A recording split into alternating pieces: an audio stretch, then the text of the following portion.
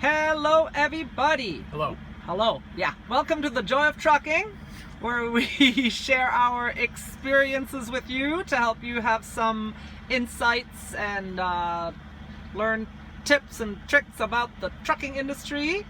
And also, of course, you can just come along as an armchair traveler, having fun with us traveling the roads of America. So here we are with Kevin, who has been out on the road as a solo driver now with Werner Enterprises, but it's also actually his first 5 weeks out on the road as a solo driver. So what we are wondering, as a new driver, what are some things that surprised you, that kind of were things you had not expected?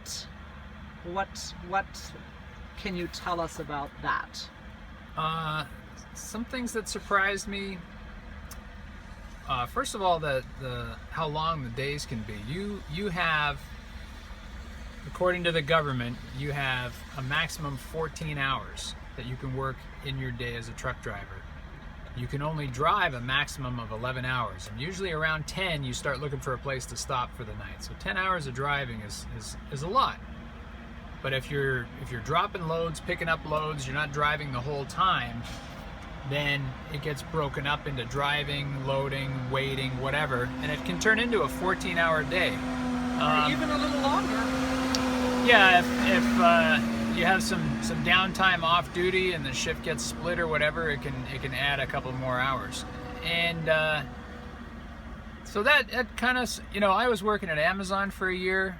And before that, we owned our own business, so we knew how to work long days and put in long hours and stuff like that. And Amazon was 10-hour shifts, and at the beginning they would even say, if you want to stay an extra hour or two, you can, make some more overtime. And at Amazon, you're on your feet for those 10 hours. You get a break, but you're constantly in motion. You're working. So here, if you drive for 10 hours, you're sitting comfortably in a seat. The thing that's working hard is your level of attention. You're trying to stay focused and not let your mind wander or go to sleep at the wheel or anything like that.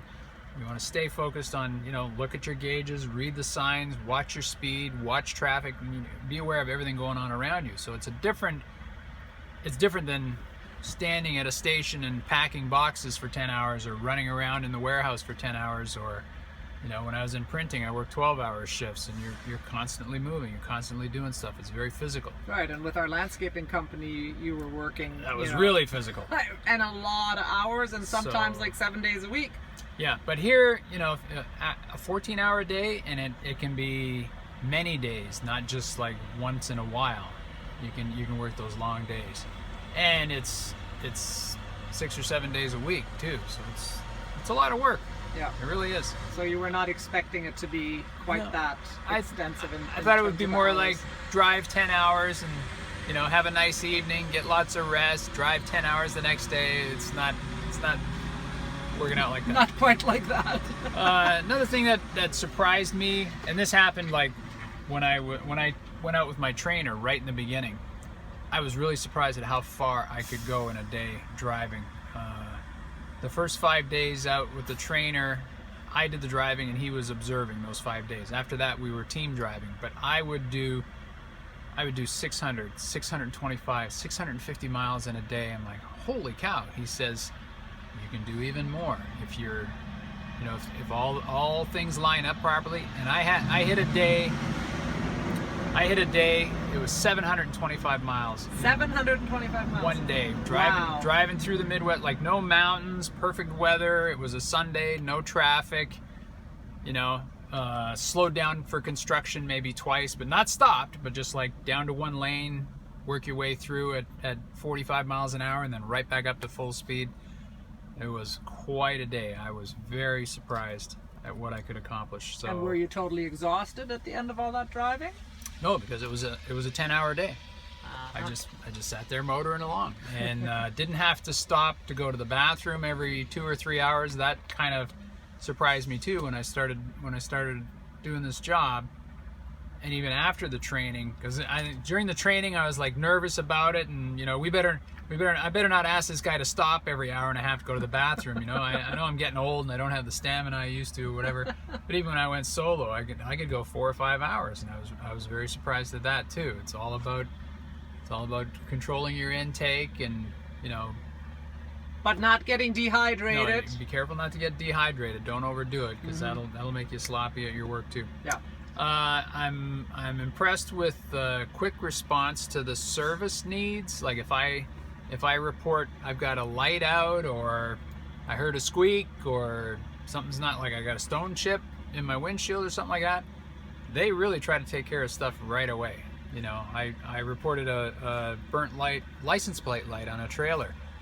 And right away, it's like, okay, we're gonna get you lined up at a service station, and you're gonna get that repaired, and call this number, and blah blah blah. I'm like, it's just the light, you know. But okay, well, let's deal with that right away. But yeah, when I took the truck back to my home terminal after a week, there was a stone chip on the windshield. Came back the next day to put something in the truck. I had a whole new windshield. I'm like, wow. Like the next morning. That was quick and an extreme repair, you know. Like, I'm sure that wasn't cheap. The other thing that surprised me is the volume of trucks at night in places where they're trying to stay overnight. You go to the truck stops.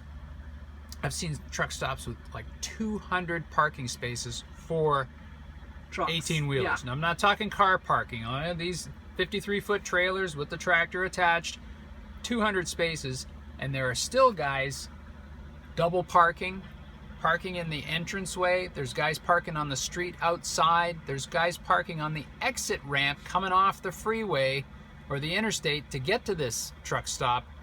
And they saw it was full, so they just parked on the ramp where they could get hit by the next guy coming along at 60 miles an hour. And it's unbelievable how many trucks there are out here. And on the ramps that go back onto the highway too. The entry ramps back onto the freeway are full. We go to rest stops or welcome centers, and they have truck parking for maybe 15 trucks. Depends on the state. And there'll be trucks parked on the ramp going in, the ramp going out, trucks parked in the car parking. And it's not, I mean, I don't blame these guys. You know, you got to stop when you got to stop, and you got to get your rest, and you got to do your 10 hours. That's the law. That's the law. But I think the government or these truck stops or somebody should be providing more stops, and it's not going to end. The number of trucks on the road increases every year, and that's why there's a shortage of drivers, and they're trying to get more and more people into it. So if we're already overflowing every night at truck stops, it's only going to get worse, and people are going to start getting hurt.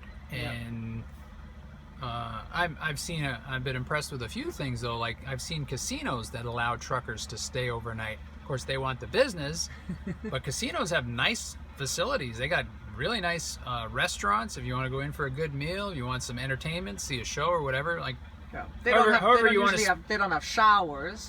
No, unless you want to rent a room, but it's a nice place to do your overnight. And they have huge parking lots.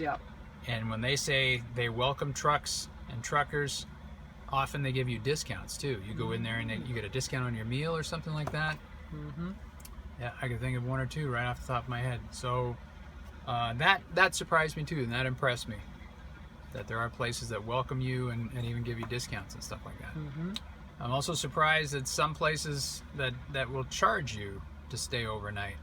And I'm thinking, okay, if it's a guy with a private lot and, you know, that's his business. That's his business. He's paying taxes on this property and it's just sitting there, so maybe he's looking to turn a couple of bucks. Okay.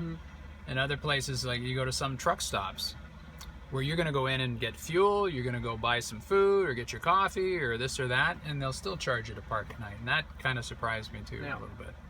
So those are the unexpected things that I've been learning over the last month that kind of surprised me, and sometimes it's a good surprise, sometimes it's a bad, but I'm learning stuff. All right, list them again. So the things that surprised you. How long the days can be. You know, and how many days in a row you're actually working without a break. How far you can drive in a day when all the conditions are right and you're on a really long haul and everything clicks. and the quick response to your service needs with a company like this that we're working for, how they want to keep their trucks in really good shape, and they want you to be safe. They're not gonna, they're gonna say, oh, you got a problem with a tire, let's fix it. Let's not have a blowout and, you know, crash your truck or whatever. And the volume of parked trucks every night is such a surprise when you see these guys like overflowing onto the streets and exit ramps and stuff like that. It's amazing. Yeah. And it's not gonna go away. No, there needs to be a solution for that. They gotta address that. Yeah. Well, thank you, Kevin. That's very good information. Interesting to see what has been, you know, an unexpected surprise in your new career as you're out there on the roads. Thanks for sharing that with us. And everybody out there, we hope you got some value from this video. Please give it a thumbs up if you did.